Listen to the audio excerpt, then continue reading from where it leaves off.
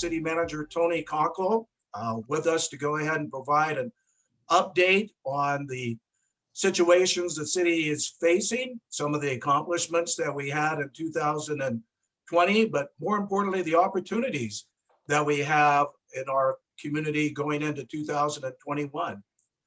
I'm also excited to say that we have close to 100, if not 100, participants joining us for today's Zoom webinar. And I was sharing with Tony earlier before we started, for some reason, he just brings out the best in our attendance. So we always like having him to kick off a new year. And I'm sure today's event will be no different. Remember that if you want to submit questions, please do. There'll be an opportunity for you to do so. We're anticipating the PowerPoint presentation to last about 35 minutes, which will leave us about 45 minutes for Q&A afterwards. So don't be shy. We want to hear from each and every one of you. So Renata Mengelberg, former Oregon City Commissioner, will be asking the questions. She'll be screening them and trying to categorize them into similar topics so we don't have a lot of duplication. But you can go ahead and get started on that as soon as you'd like. So with no further ado, I'd like to introduce Tony Konkol, Oregon City City Manager. Tony, there you go. All right. Thank you, Kent. So good morning, everybody. It's a pleasure to have the opportunity to speak to you today about the accomplishments of the city over the last year.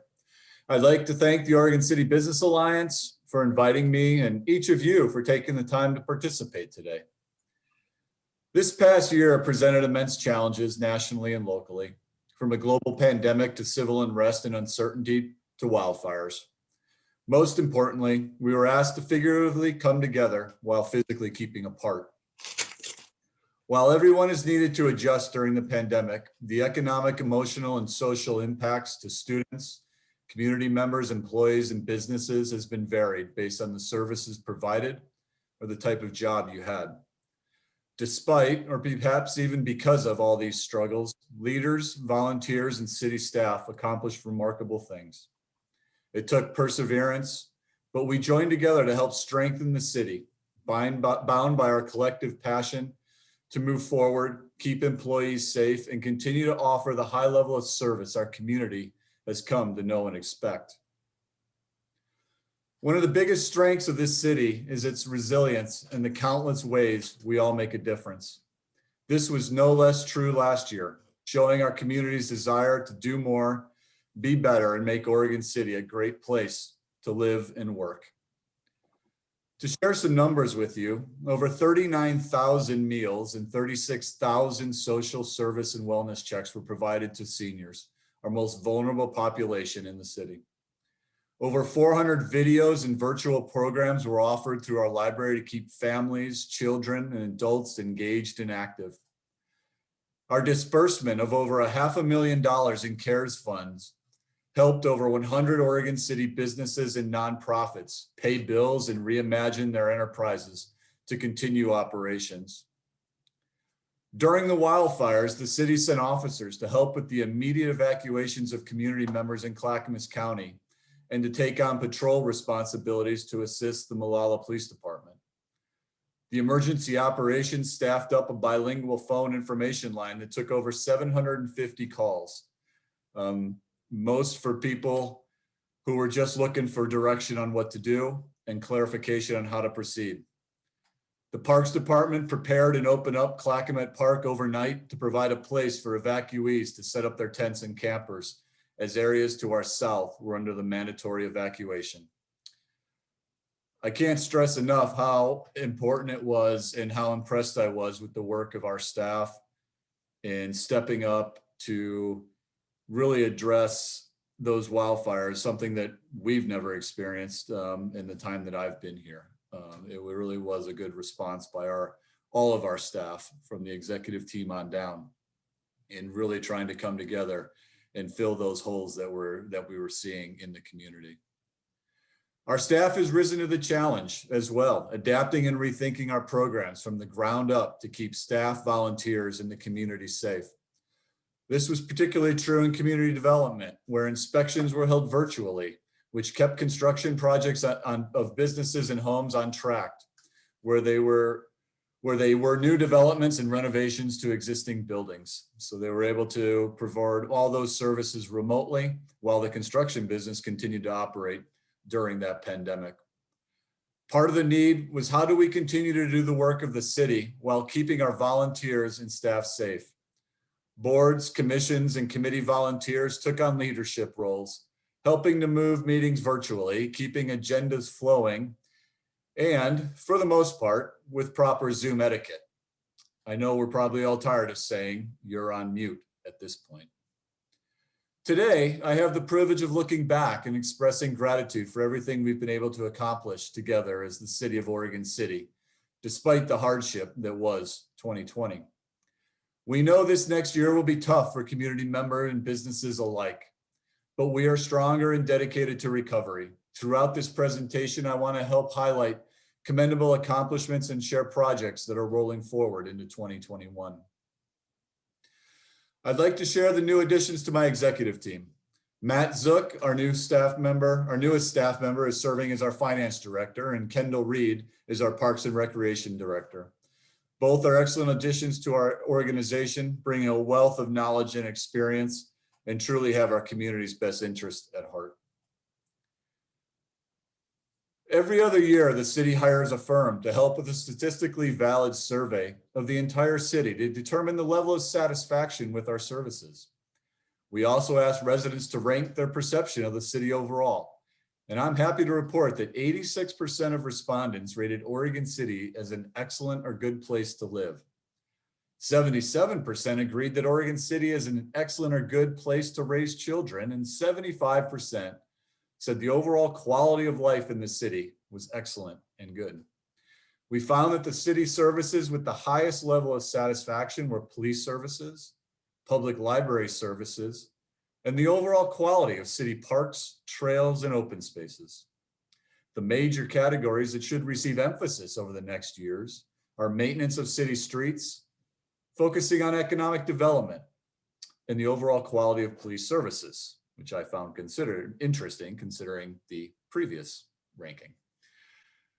We will continue to offer the highest level of police service in the Robert Libke Public Safety Facility, which had its grand opening on October 6th of 2020.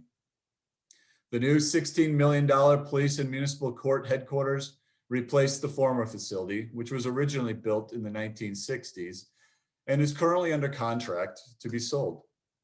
The new 34,000 square foot facility is designed to welcome the community into the building, stressing transparency and access to the police and court services provided at the facility. I would like to thank and congratulate Chief Ban, who led this project with a commitment to the health and safety of his staff and our community.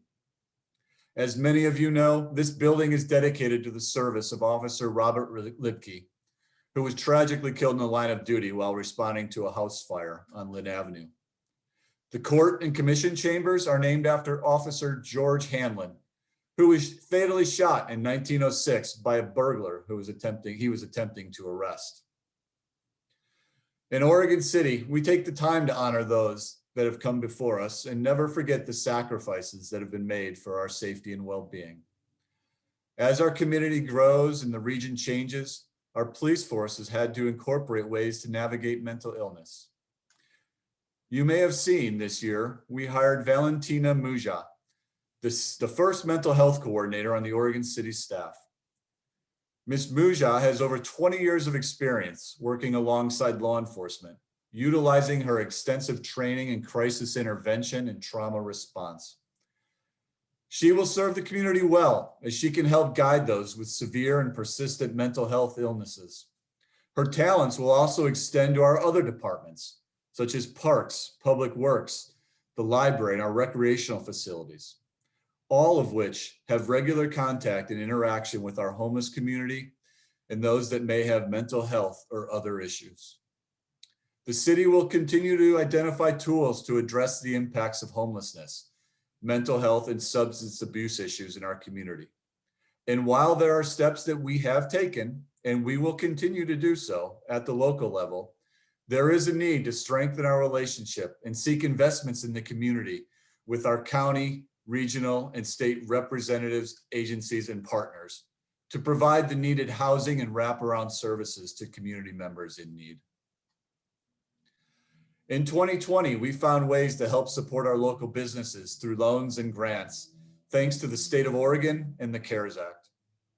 Oregon City Commissioners approved 3 debt relief programs, 2 aimed at businesses and 1 focused on the tourism industry, and also a forgivable loan program, which allowed businesses to alter their services to continue operating. The debt relief program approved 110 applications and distributed over $290,000 in funds to help pay debt or bills of licensed Oregon City businesses. The Reimagine program approved 12 applications with a payout of over $230,000. We do not know what the future holds, but we want our businesses to succeed. We will continue to look for creative and innovative ways to help support and grow our business community. A collaboration you might have seen in downtown Oregon City is the temporary parklet program. These 3-sided outdoor structures located in the parking strips allow restaurants to continue offering services throughout the pandemic. This program shows the agility of our various departments, economic development, public works, and community development, to partner with the Chamber of Commerce, Downtown Oregon City Association, and businesses to create a program that was supportive of our local economy. The program also allowed restaurants to expand into their private parking lots to increase seating availability and capacity. I would like to thank our commissioners for creating and supporting this project as a tool to help support the needs of the local businesses, which advocated for this option. I want to thank those of you who have volunteered and taken time to join on our projects our economic development team is undertaking. One is the Urban Renewal Study, which is working to envision the future for the district. Our team has held 7 stakeholder interviews with affected taxing districts, held a community question and answer session, partnered on a community presentations, and hosted 6 virtual town halls with urban renewal commissioners. These town halls help provide more one-on-one conversation with residents. The town halls also provide a robust education on what urban renewal is, how it has been used in the past, and what the future could look like. We have a website and have shared the project on social media, as well as providing a survey to the public, which is still in the data collection phase. There will be a presentation this evening to share the information that has been compiled and share thoughts from our community. I hope you take the time to watch live on our YouTube channel or through our website. The second major project economic development is working on is an economic development strategic plan, which will provide guidance and offer expertise in crafting Oregon City's economic recovery from the impact of COVID-19. This will be a guidebook and will provide framework for a more resilient local economy moving forward. Goals include establishing partnerships that encourage the coordination of resources across agencies, paving the way for new business investment and innovation that results in a more resilient economic landscape. They have just begun their work, and we look forward to the sharing of resources, time, and talent to make this plan specific to our community. Last year, the Community Development Department launched OC 2040, a citywide effort to update the city's comprehensive plan. This plan is the city's leading policy document on growth, development, and public investment over the next 20 years. And it's anticipated to be adopted later this year. It is very important that the plan reflects the aspirations and dreams of all community members. We have solicited input from the community through posters, social media, surveys, press releases, community conversations, a logo design contest, and the creation of a 35-member project advisory team. This group has a wide variety of representation from youth, LGBTQ+, faith, a diverse racial inclusion, health advocates, builders, arts and culture, and many more populations that are lending their voices to this discussion. So far, the group has met 4 times and has started the process of crafting a community vision informed by the Community Vision Survey. The survey was taken by over 1,000 respondents and provides great feedback about why people choose to live in or relocate their businesses to Oregon City, what makes Oregon City special, and what changes should be made in the future. I wanted to share a few of the highlights that we've received from these responses. When I moved here, I thought I would always be driving into Portland, but I immediately came to love OC for restaurants, art festivals, parks, the falls. Small businesses are the heart of our community. We should preserve the downtown district, the historic McLaughlin and Kenema districts, and enhance this character in our city by encouraging walkable neighborhoods with small business districts. Oregon City holds a lot of history. This should be preserved in a respectful while also be welcoming to new thoughts and perspectives. When we found out there was a public school Spanish-English immersion option for our 2 children, we thought it was a great place to settle down. We need a greater diversity of housing options to help people stay in their homes. There are still ways your voice can help inform the OC 2040 project. I encourage you to take the time to connect with your friends and family and use the community conversation kit found on the project website to provide deep and meaningful feedback. You can visit the project page at www.oc2040.com. Our Community Development Department advanced the City Commission goals and priorities in removing barriers to missing middle equitable housing types by amending the municipal code.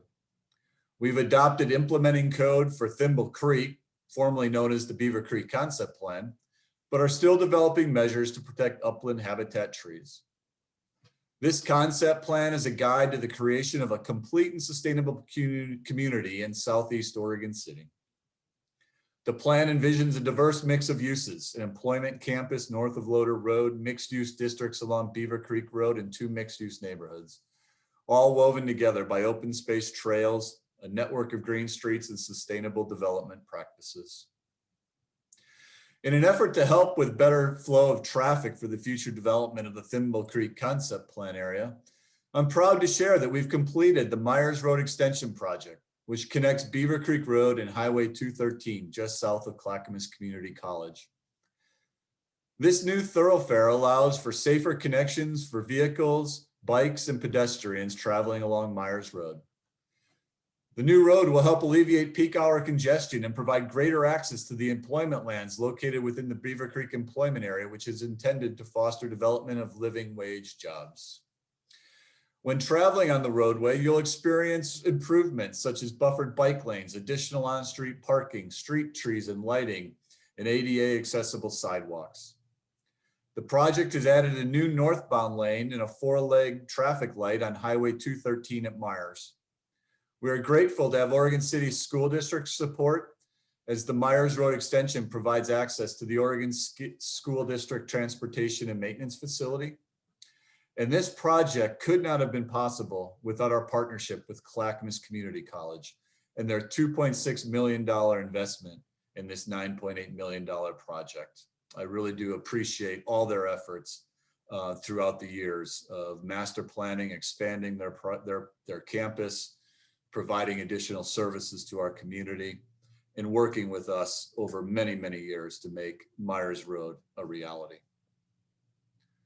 The Malala Avenue Streetscape project, which began turning dirt this summer and is planned to be completed in the winter of 2021. Malala is the key corridor for drivers, transit users, pedestrians, and cyclists.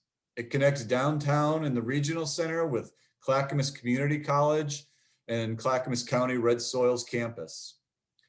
This project addressed critical water infrastructure needs, a roadway that has outlived its life cycle, and the need for a more visible pedestrian crossings, bike lanes, and transit pullouts. We know you are all dealing with congestion issues because of this project. Trust me, we want this to be done as quickly and efficiently as possible. The good news is we're halfway through this project, and we've completed installation of an 18-inch water line which spans the entire corridor, and a new 8-inch water line at the north end of the project to replace an aging distribution line. Drilling for the new signal at Gaffney Lane occurred last week, and crews are working on paving the east side of the project before transitioning to work on the west side. Because of the various improvements, the funding for this project came from various sources.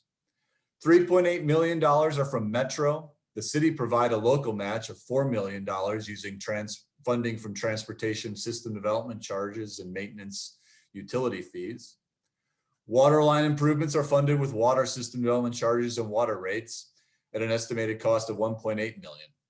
Again, we thank you for your patience through this work. Once it is completed, Malala Avenue will provide a safer experience for all users and significant infrastructure improvements that will benefit the community for decades. I want to touch on water rates. We all acknowledge that water is one of the most precious resources we have.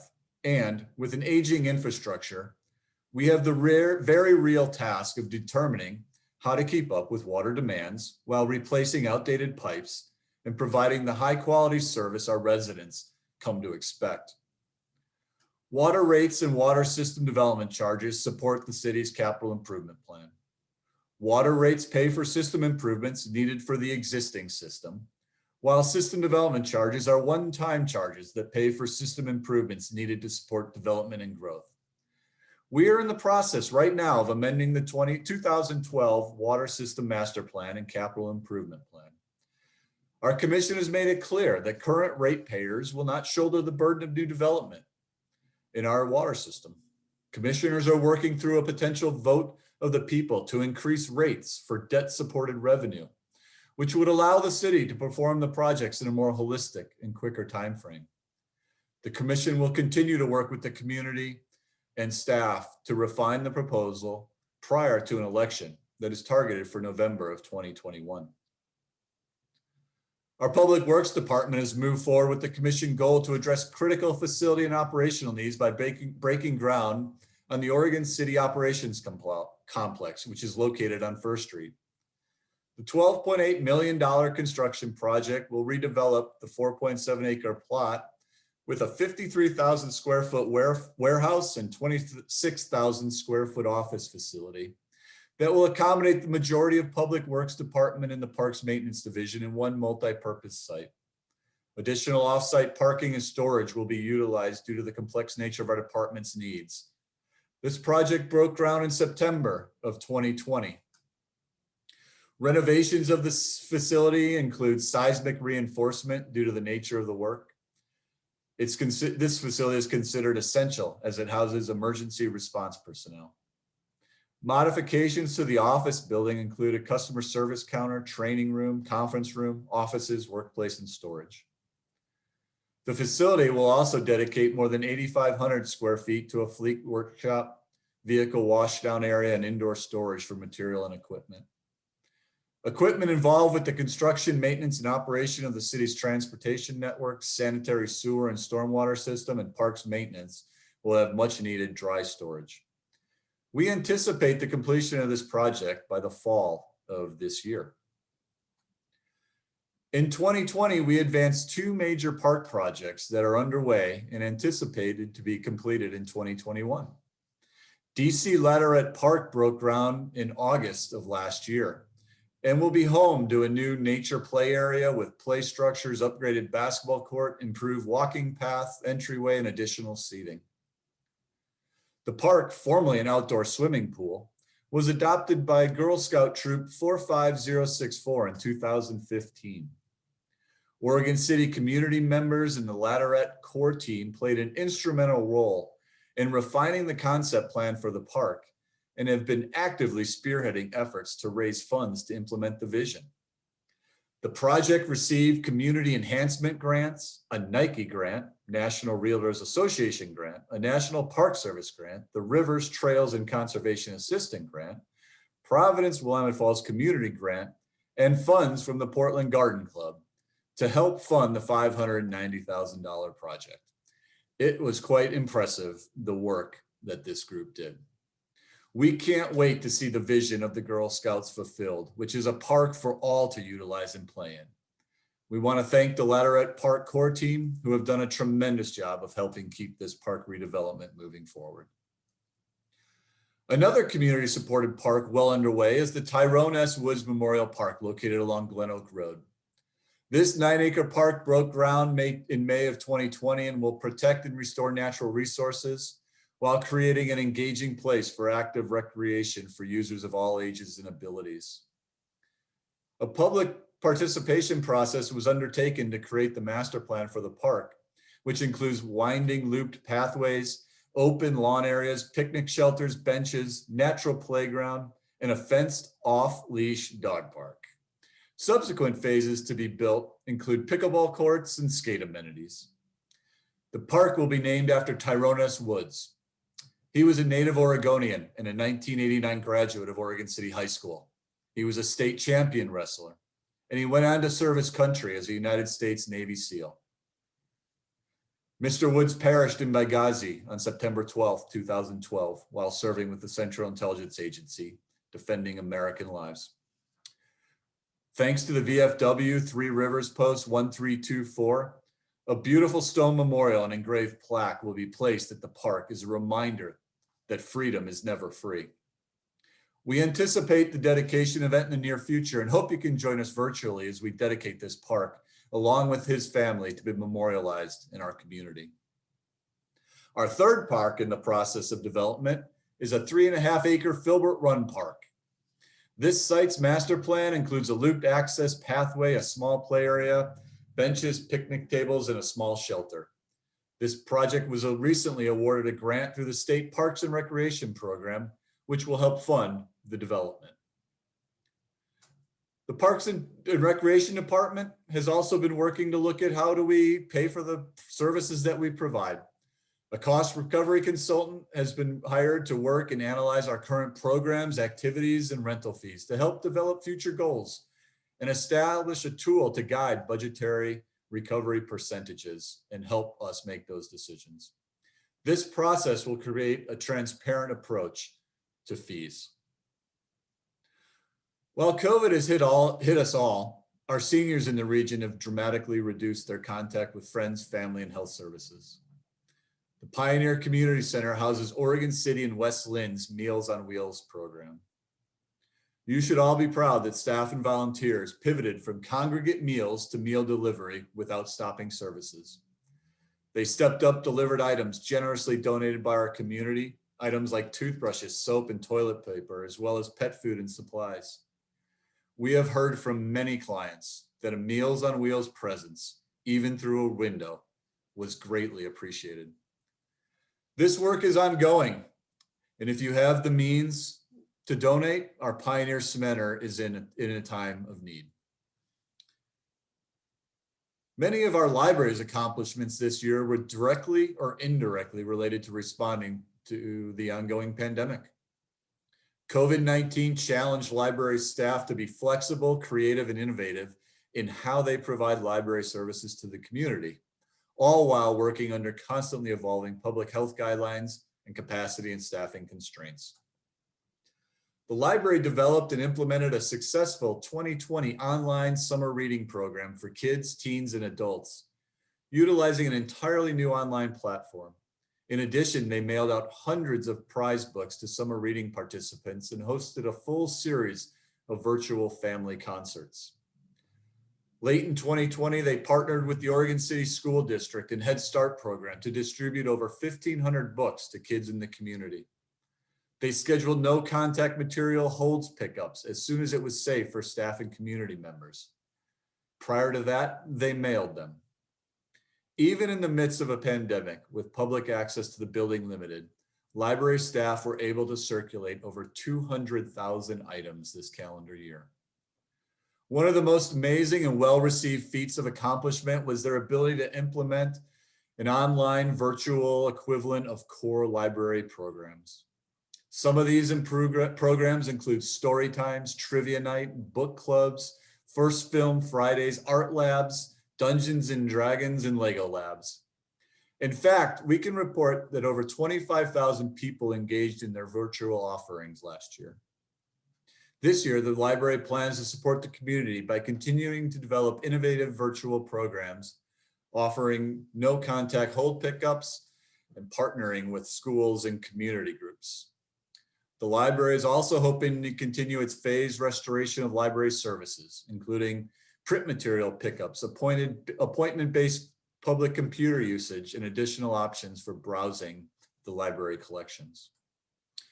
I can't leave you without mentioning a few regional projects on the horizon we are partnering on, such as Oregon Department of Transportation's I-205 tolling project, which aims to reduce congestion and provide a more flexible, reliable trip by encouraging drivers to consider other travel options or times of travel. This project would toll all lanes of I-205 on or near the Abernethy Bridge to both raise revenue and help manage congestion. Revenue generated by these tolls could help pay for the I-205 improvements between Stafford Road and Oregon 213, including the Abernethy Bridge seismic upgrade. A public comment period ended last fall. The project team will use the feedback to help identify which alternative to study in early 2021. In 2022, the Federal Highway Administration, in cooperation with ODOT, is expected to decide which alternative to implement based on the analysis conducted, existing policy and guidance, and community and stakeholder feedback. The Oregon City West Lynn Pedestrian Project, which is a joint project with ODOT, Metro, Clackamas County, Oregon City, and West Lynn, will investigate the feasibility of a pedestrian and bike bridge across the Willamette River, connecting Oregon City and West Lynn. This project will identify potential bridge locations and provide opportunities for community and local agency conversations to reimagine a new crossing. The project will require tremendous amounts of citizen engagement. There'll be numerous ways to lend your voices to this project. Once a consensus is reached, the plan will be adopted in the Oregon City Master Plan. Then ODOT and Metro will adopt the new crossing, which will also require a discussion about funding. So while much of this work will continue, there are many steps along the way and many decisions that still need to be made. Metro South's transfer station in Oregon City, which serves over 250,000 public and private customers each year, is an aging facility that has been operating beyond its capacity for years, leading to long lines for customers, low rates of recovery of recyclables, and unsafe conditions for staff and customers who use the facility. On November 24th of last year, Metro had entered into an agreement, giving it the option to purchase a property located on Jennifer Street in the Clackamas industrial area. This property could be the future of some or all of the garbage and recycling services provided at the current Metro South transfer station. The Willamette Falls Legacy Project continues to move forward. As many of you are aware, it was purchased by Grand Ron in August of last year. As many of you are probably also aware, there was a significant fire on the property on December 5th. Clackamas Fire and other first responders were able to contain the blaze to one building, and the Oregon City Police Department arrested a suspect in the case. Fortunately, no one was injured in the fire, and staff is working with Grand Ron to determine how to address the building. The Confederated Tribes of Grand Ron earlier this year shared with Legacy Project officials an alternative riverfront concept they developed for the first phase of the Riverwalk, which would still support the Legacy Project's four core values of public access, economic redevelopment, a healthy habitat, and cultural and historical interpretation. And the Riverwalk conceptual design while meeting Grand Ron's site cleanup and redevelopment goals. Like the original phase one concept, cost estimates for Grand Ron's proposal approach also exceed the 12 million funds available. Metro is in negotiations with Grand Ron to identify a phase one that can address the approach, cost, development needs, and funding restrictions for the project. Estimates for the original Riverwalk phase one plan showed that construction costs could range from 23 to 33 million, depending on the scope and scale of the first phase of the Riverwalk. So we do look forward to continuing to work with Grand Ron as they get a better understanding of the site and come up with their development plans. And they've continued to work with Oregon City and the other partners on moving this project forward. The progress I've mentioned is all thanks to the support of our city commission and the hard work of our staff, partners, businesses, and community. We know our jobs are never done. And to help keep the city moving forward, our commission will host their biannual retreat this January 29th and 30th, end of this week, to develop the goals and priorities for the next 2 years. We recognize that this is being done while a mayoral election is scheduled for March 9th, and a new mayoral appointment is anticipated in mid-April. The commission has done a commendable job of supporting the city through COVID-19, the wildfires, and trying to address what they are hearing matters to the community. I thank them for their efforts as volunteers in service to the residents of Oregon City, but also as they shoulder the weight as visionaries for our community. I want to thank my executive staff and all the employees at the City of Oregon City. They have kept our operations moving forward smoothly and safely during uncertain times and under an inordinate amount of stress and ambiguity. As a historic vaccination campaign is wrapping up, unlike anything I've seen in my lifetime, I know that we are headed to better times. I look forward to a period of rejuvenation when we may welcome many of you back in person again, enjoying our concerts in the park, wellness activities, volunteering, and visiting our facilities and local businesses. As we await for this return, the city will continue our COVID-safe protocols, with some of our facilities open with limited capacity and hours, meeting virtually, and providing as many programs as we can while maintaining the safety of those we serve. Until that better time, I encourage you to enjoy our trails, call for services, and virtually engage with us. We will get through this. So that concludes my presentation. Thank you very much for allowing me to present today and taking the time to listen.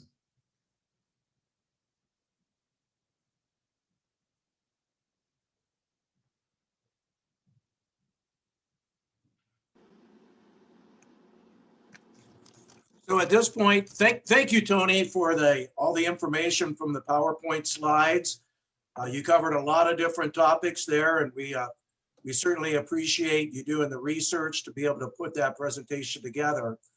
We do have several questions that have been prepared in advance that Renata would like to go ahead and submit at this time. Again, feel free to our attendees to go ahead and submit questions as well. And we'll be monitoring all of those. So again, we can kind of group them in a certain category so there's not a lot of duplication. So Renata, would you like to go ahead and start out with the first question for City Manager Tony Konkol? Certainly. Thank you for the opportunity. Tony, you had touched on the employment lands and Thimble Creek Business Park. I was wondering if you had any kind of time frame in mind for when they might be starting to approve projects for the concept plan area. Yeah, I think, as we move forward with the Thimble Creek concept plan area, part of that is going to be property ownership as to when developments are ready to come in.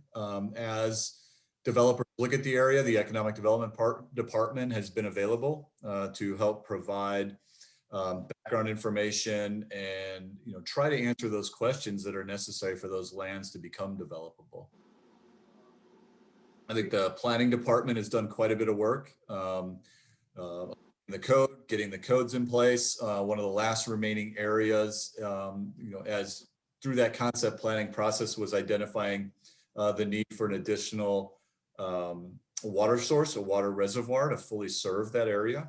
The commission has has discussed this issue and provided guidance to staff to continue to look for a location for a new reservoir that is, necessary to serve that area. And this will get into some of the questions later as it relates to water and water rates and water system development charges and how all those play together in order for development to be successful in our community. Okay, another series of questions surround the issue of housing. There was recently a study that indicated that Oregon City is quite rent burdened right now. The cost of housing exceeds the ability of the average Oregon City resident to pay. And so that's heightened the sensitivity and awareness around this. Can you talk a little bit about housing and what steps and goals and policies the city is taking and can take to make that less of an issue here? Yes, thank you. Yeah, tough question. Not a tough question, tough answers, tough to find. How do we address what we see as it relates to housing prices and housing rents in this region, to outpace and what we're seeing for job opportunities. The Community Development Department took part in the Missing Middle study, and it was really trying to identify what are those barriers that exist in the municipal code or the zoning code that can be amended or improved to focus on kind of that middle income, middle priced housing. And so they were able to accomplish that last year and get through some of those changes. The legislature also passed House Bill 2001, which supports an increase in housing supply through increased housing density. So that's where you're going to see, some of you may recall, single family housing zones. You're going to start to see more duplexes and triplexes in those zones. Whereas right now you have a historic zoning code that really bifurcated, a single family house from a duplex, from a triplex into their own separate zones. And so that you need that ability for that density or infill to happen. So we've implemented portions of House Bill 2001, but we are required to adopt the remaining portions by the summer of 2022. So what we anticipate is that as we work through the OC 2040 concept planning process, where we're getting a lot of great input as to what the community would like to see, what we want to be over the next 20 years, we would anticipate then incorporating some of those code changes into the product that comes out of the OC 2040 concept planning process. So that becomes our comp plan. And then that comprehensive plan, we start to then write the regulatory rules that will implement that vision that we come together as a community to create. Let's see. There were a number of large annexations that have been approved over the years to accommodate future housing development. What is the process for getting those ready to develop, and what's the status of some of those larger parcels? Sure. I think as far as annexation goes, I know that there is some private development. There was a successful annexation up in the Park Place concept plan area.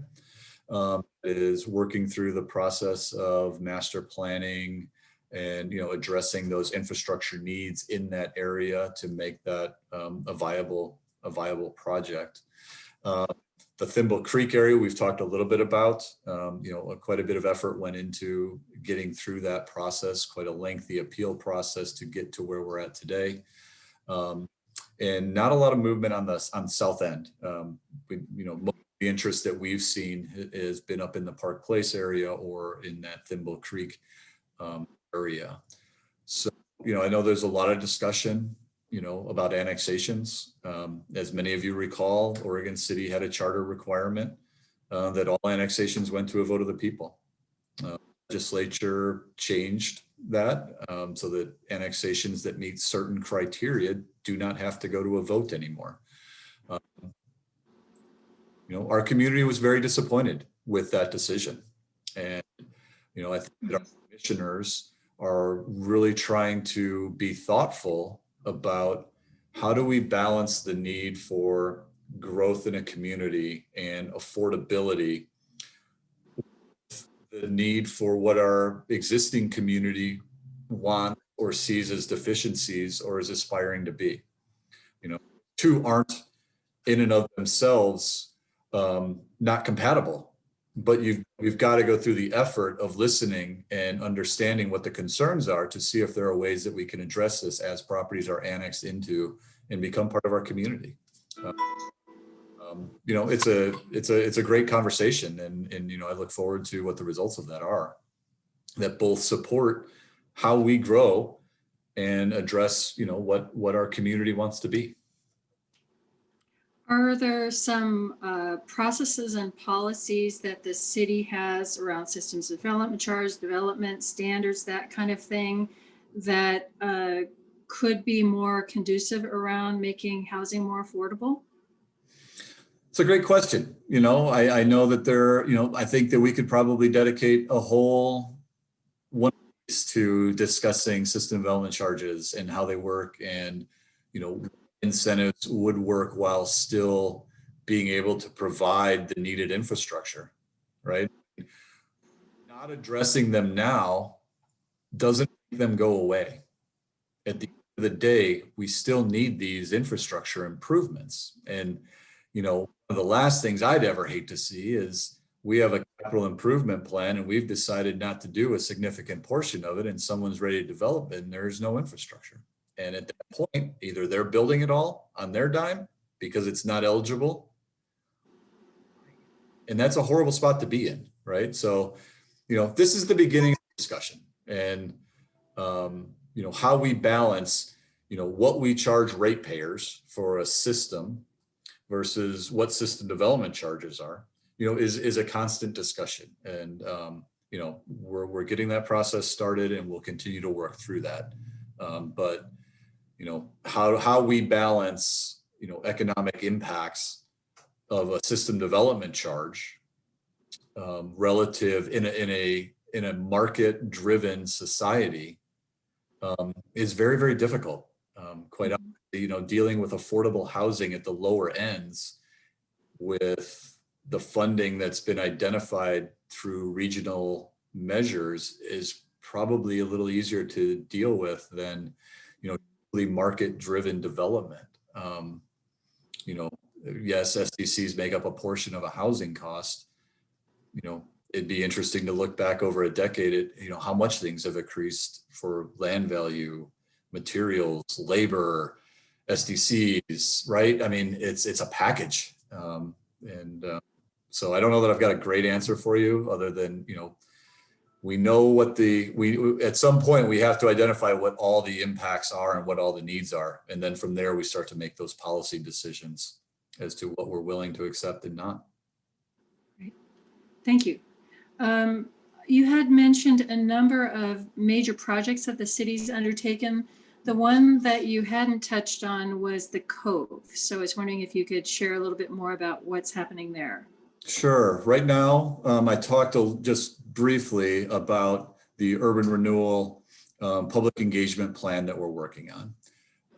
Right now, we're not moving forward with any development at the Cove on for housing, retail, office, other at this point.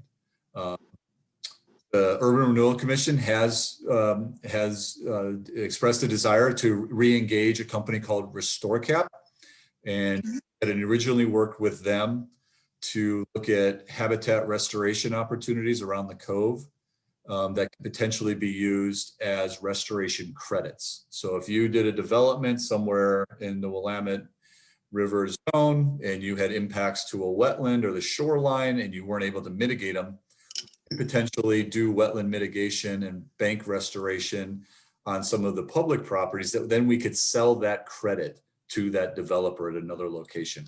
So we've been tasked with engaging with RestoreCap again sorry, I had to move the pop-up over here, to look at that as a potential option. But really what the Urban Renewal Commission is focused on through that public engagement process is to really have a discussion, do we want urban renewal in Oregon City or don't we? And if we do, what do we want that to look like? And try to address some of the concerns that they've heard with urban renewal. Which projects specifically are we doing and why haven't we started to focus on those? Or why is there no end date to this district? Some of those type of questions. And if the decision is we don't want urban renewal, then we work through the process of how do we shut down that district. But another thing that I've heard through this is, we own these assets. The district owns these assets, whether it's at the Cove or 12th and Main.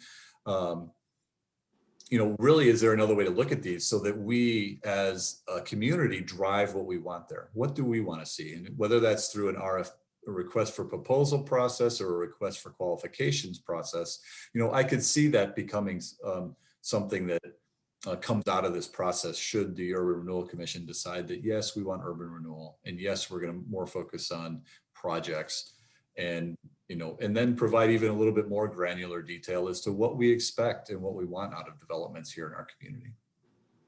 Great, sounds good. We had a miscellaneous question. How is the city cooperating with other governments on regional infrastructure issues like transportation, water, and sewer? Sure. We contribute constant, whether it's sitting on C4, meeting with ODOT, Clackamas County. Obviously, we're a member of Water Environmental Services for our sewer. We're a member of South Fork Water Board, which is a relationship between West Linn and Oregon City, who owns that agency. So, there's constant discussions trying to keep up to date on what funding options are available, what projects that they're looking at in the region.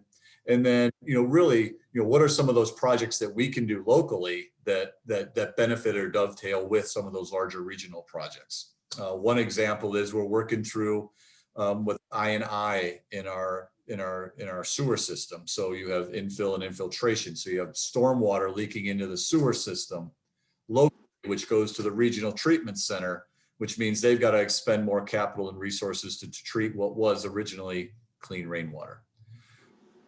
There's an example of us investing locally, addressing I&I that's to the benefit of that regional system. And so there's discussions about how do we partner this, are there grants available, because of the reduction of the load that we're creating. So those are the type of conversations that we continue to have with our partners throughout the region. Speaking of a major project, more on the metro side, what's happening with the Knoll Creek Canyon Park? That is coming along. I was out there probably about a couple of weeks ago.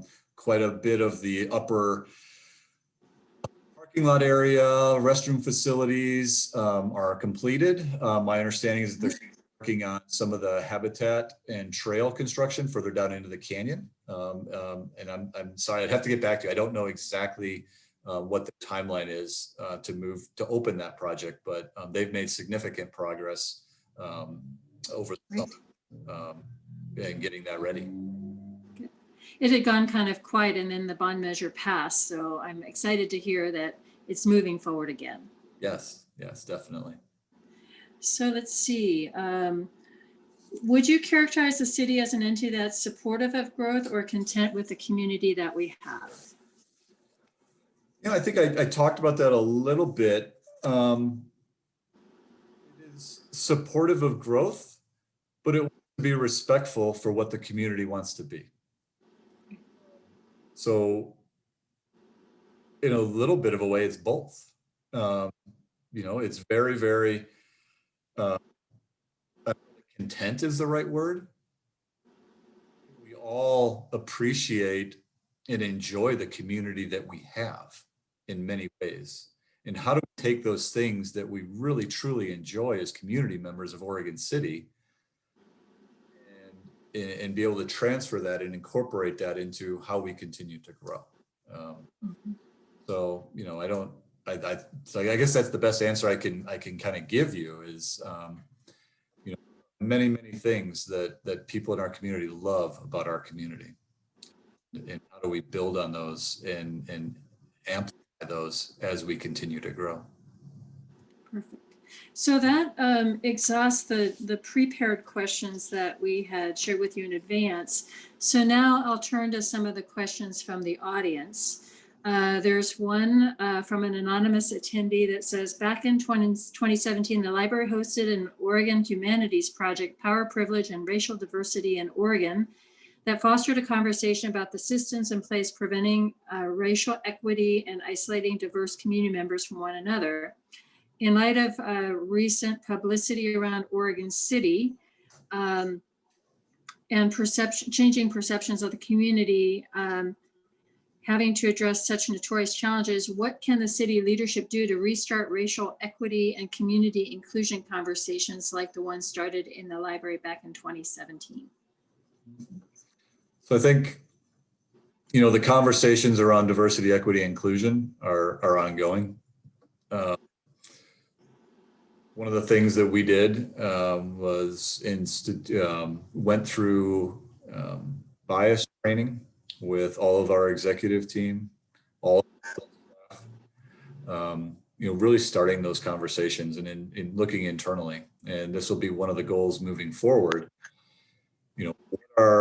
What are those things that we can do with our existing goals and policies and procedures, in reviewing those and looking at how do we write those to address what we're seeing as a changing community in terms of what we expect and what we desire. It's going to be an ongoing evolution and continuing discussion. Our retreat this weekend, diversity, equity, inclusion is one of the topics for discussion. At that point, we'll be able to have some more discussion with our commission as to what steps do we take. There are internal steps that we take. There are external steps that we can take as well. And once we get that direction, we'll be able to then formulate a plan that starts to provide us what do we want to do next, and in what direction do we want to go. Whether it's looking at acknowledging existing biases that we have, how we do our hiring, how we engage our community, how do we increase the outreach to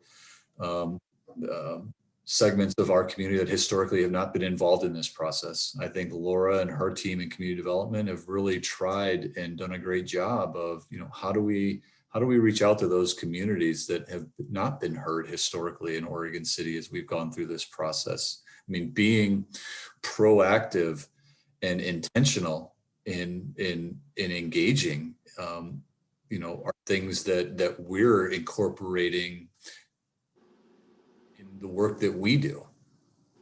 So there's many avenues that I believe start to address this from multiple different facets. Great, sounds wonderful. We have another question from Triste Andrews. She asks, is a known fact that vibrant arts and culture focus in the city dramatically increases a city's economic stability. What does the city have planned for arts and culture in our city? Any funding for projects? Any progress on reinstating the mural code and an arts cultural center? A lot of questions in there. Thank you. I know that one of the things brought up was the discussion about the arts committee. It's something that we should reinstate. If we do, how does that get reinstated, or what does that look like? I know Commissioner Rocky Smith is a huge advocate for that.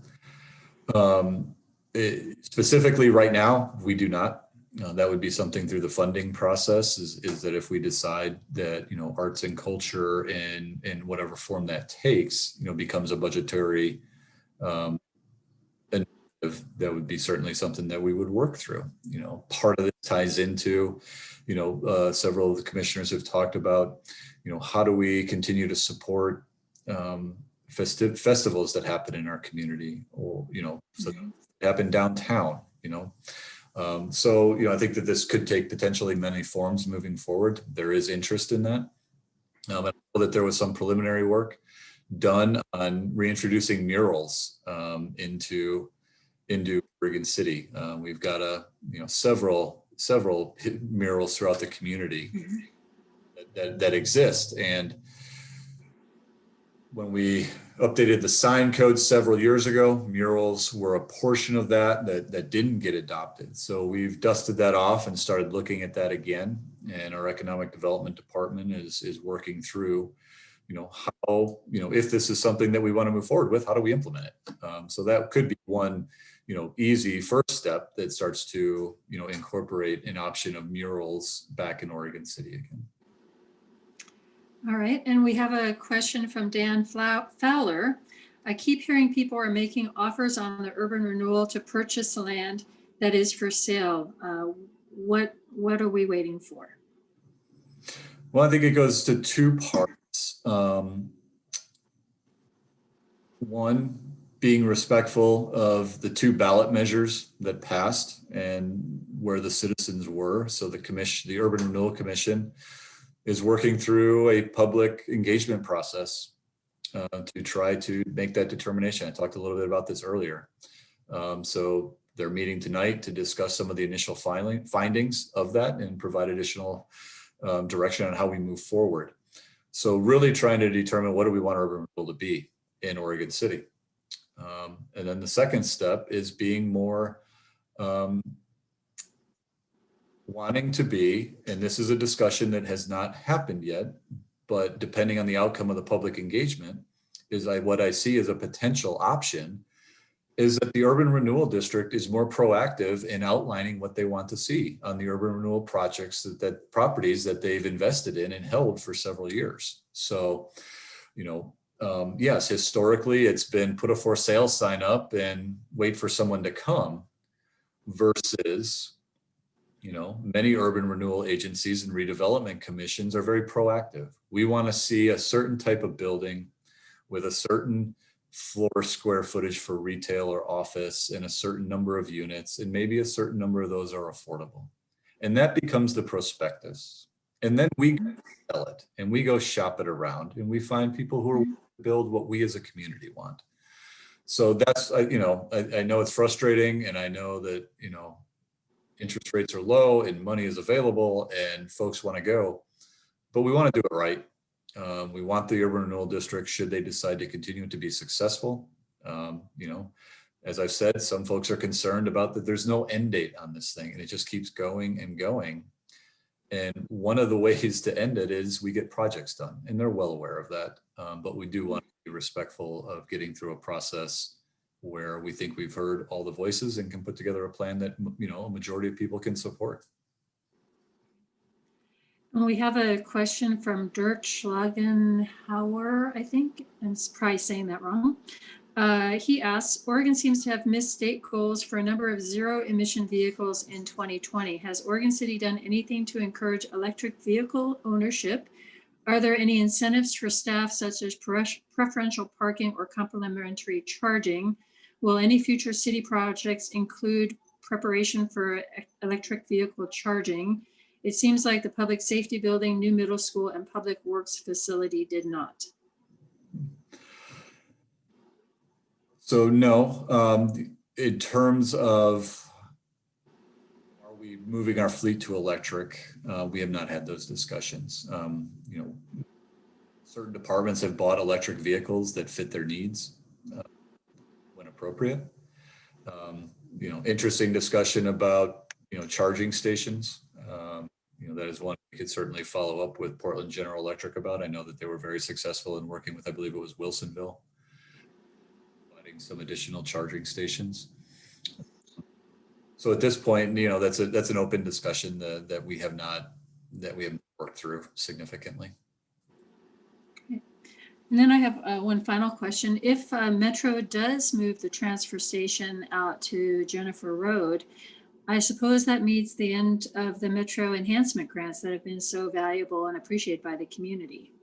Yeah, probably. I think that's where we're trying to get an understanding from Metro. Is it the residential that's going to move? Is it the commercial component that's going to move? Is it everything that's going to move? But yes, I would imagine that if everything were to move, that yes, that program would cease to exist. So it seems we've come to the end of the prepared questions and questions from the audience. Is there anything else you'd like to say, Tony, and share with the group? Once again, I really appreciate the opportunity to speak. I appreciate the thoughtful questions that come forward.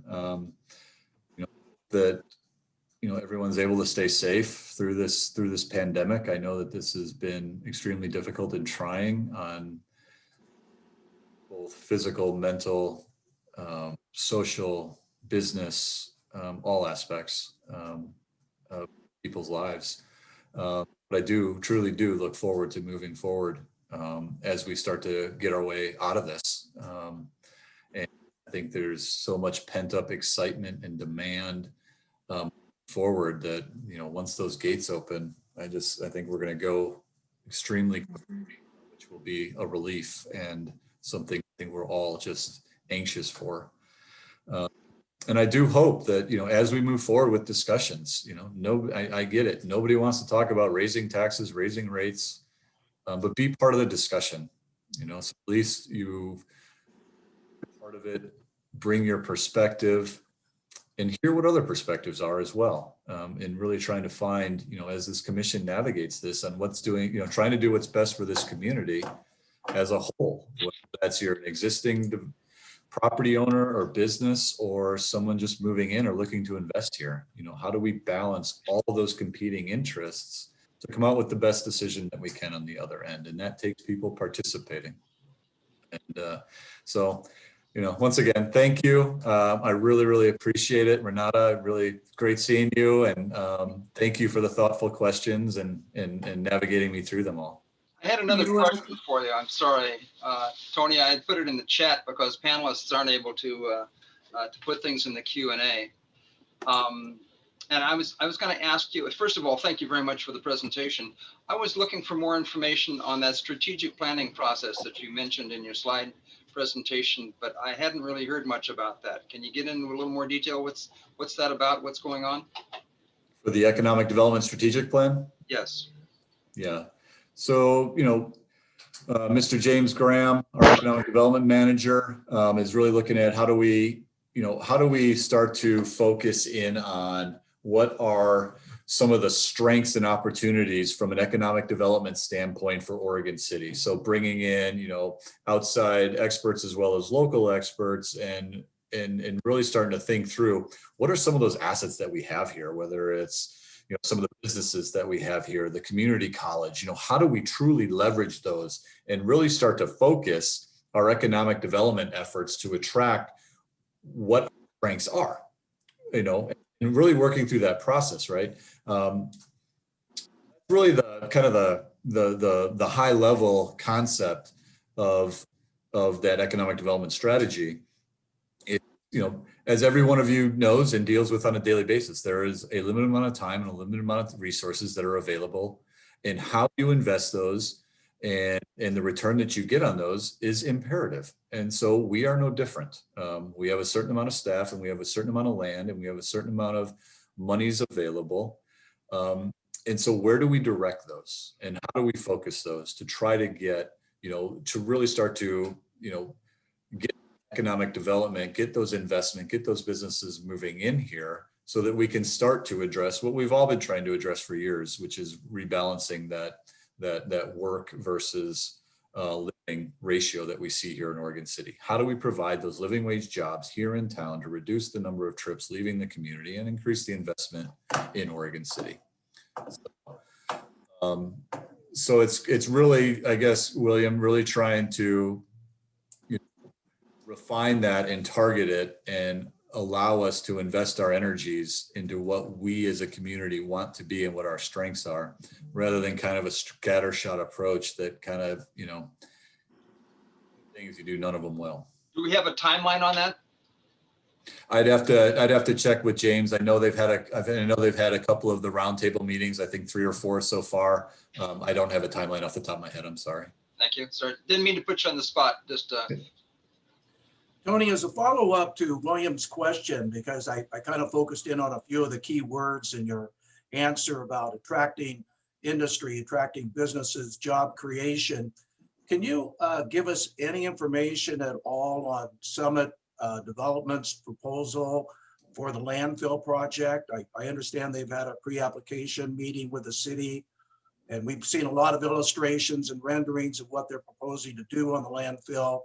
That would be such a huge property tax revenue generator for the city, as well as a job creator. We have them scheduled to do a forum presentation later in the year when they're a little bit further along, specifically with their master plan. But can you share anything with our membership today on that? Kent, I don't have a whole lot on it. I've seen the pre-app. I met with them probably about a year ago or so. They're looking at how to redevelop that old landfill. I think obviously, as we're all aware, the infrastructure costs of driving piles and whatnot to make that site stable is a big factor in that. But their anchor is looking at a significant water park on the property, and then supporting retail services around that. So Look forward to, if they get to a point of submitting an application, but at this point it is still pretty preliminary and working through the pre-app process.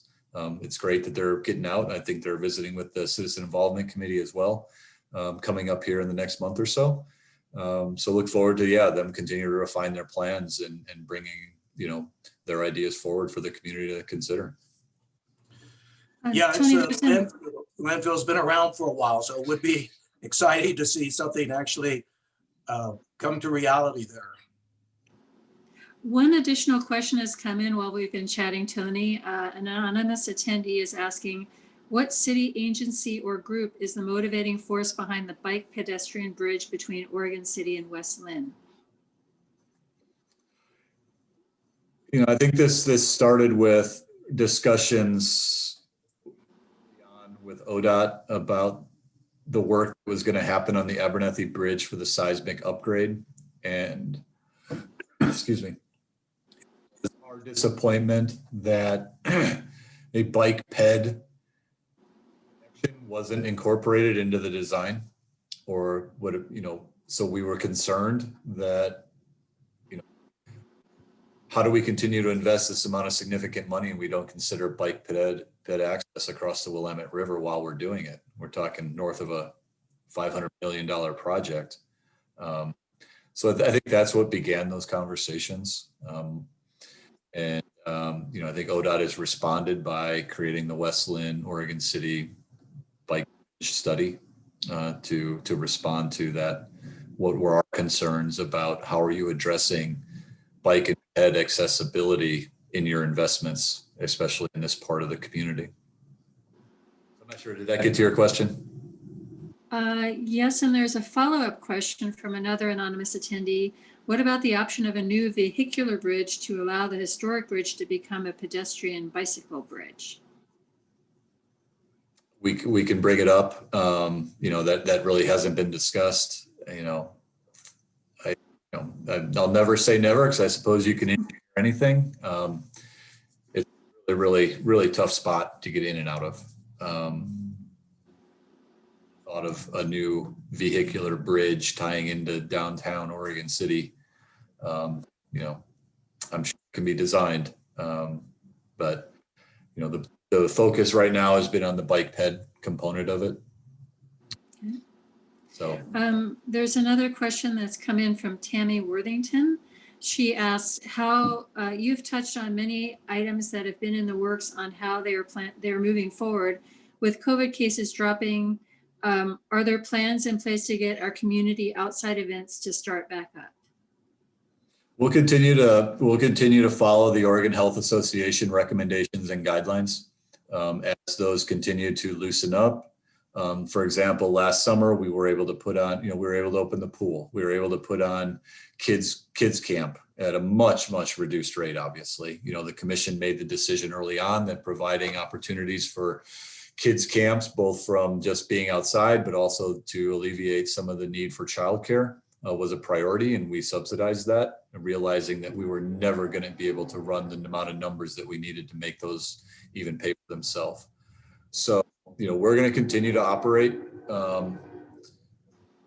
at City Hall, community development, public works, obviously police, parks, those operational issues continue to work since COVID started.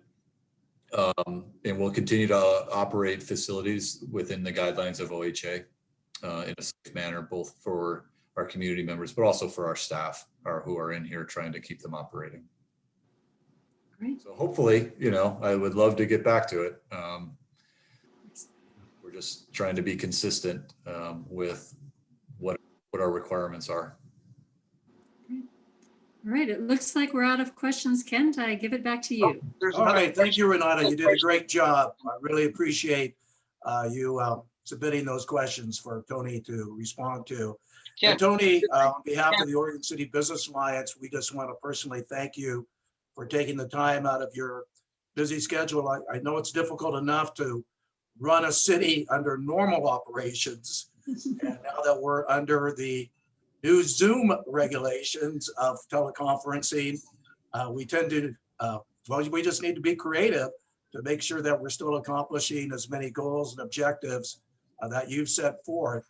I hope the retreat that the city commissioners have later this month is a very positive, comes up with a lot of great ideas. I think we're very blessed to have such an amazing city in Oregon City, so many significant historical, cultural, physical features that this city represents. We just want it to be putting out its best foot forward in so many different ways. And we at the Oregon City Business Alliance want to support you in any way we can. I do want to say that next month, our speaker will be Tim Dewey. He's an economics professor at the University of Oregon. He received his PhD in 1998. He presently serves on the council through the governor on economic advisors and policy. And he's just got a lot of great information on employment trends, job creation, housing affordability. I've listened to some of his presentations in the past, and I think everybody will really enjoy listening to what he has to say. He keeps it very current, very topical. And then in March, kind of following up with some of the questions we had today, we'll have James Graham, the Economic Development Director for the City of Oregon City, plus his advisory group from the Leland and Associates, trying to explain what is urban renewal, how does it work, how does it fit, what benefits does it create, and what challenges does it create? Where has it been successful? And so again, we're looking forward to his presentation as well. I wanted to personally thank each and everybody that attended today as a participant. You may also be checking your emails. We sent out a follow-up. We're starting a new year now. The Oregon City Business Alliance has been together for over 8 years, believe it or not, putting together these monthly forums and now Zoom webinars. And we're excited to do so. But our only source of funding is our annual dues. We don't receive any government funding. My entire board is volunteers. And so you can go ahead and hit the link in the email to either go ahead and pay with PayPal or send a check in. It'll go ahead and outline the various options that are available to you. But we are looking forward to an amazing 2021. I agree with you, Tony. Once the faucet is turned on, it's not going to be a slow drip. It's going to be a full head of steam. So get out of the way. Ready or not, here we come. So that being said, I think that's everything I have. Again, thank you, Tony. Thank you, Renata. Thank you to my board. Thank you, our attendees, for joining us today. We'll see you in February. Take care and be safe. Thank you. Have a good day. You too.